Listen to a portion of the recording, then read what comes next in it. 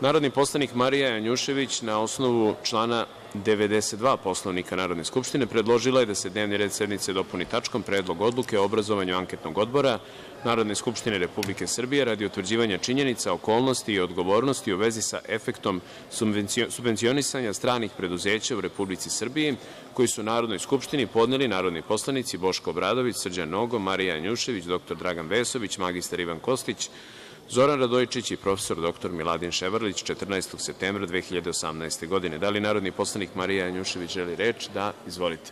Zahvaljujem, predsedavajući.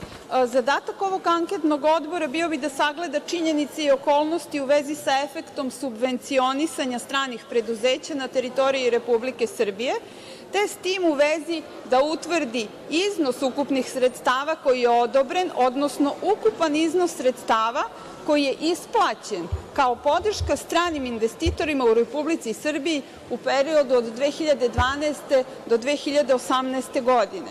Popis svih preduzeća i iznosa koje su dobili i iskoristili za ovu vrstu podsticaja je dato od strane Vlade Republike Srbije i naravno da se utvrdi i efekat dodeljivanja ovih sredstava.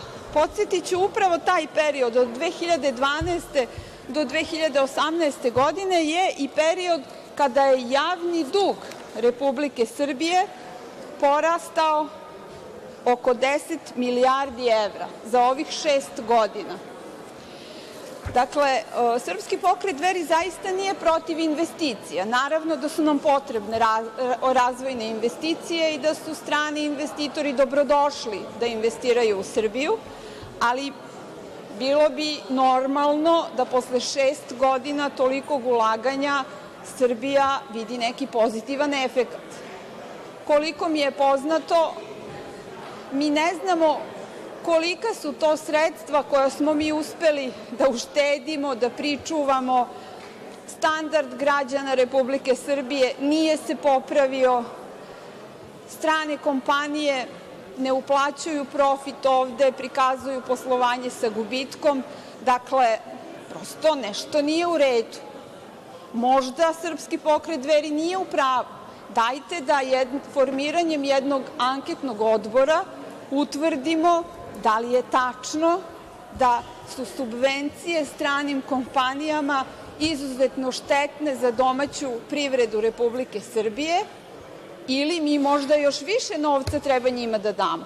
Dakle, kada to bude transparentno, mi ćemo pozdraviti sve ove mere koje Srpska napredna stranka ovde preduzima, ali to bi značilo da se i javni dug smanjuje, a ne povećava.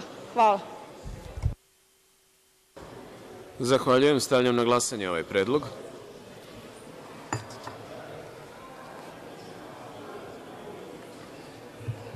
Zaključujem glasanje i saopštavam: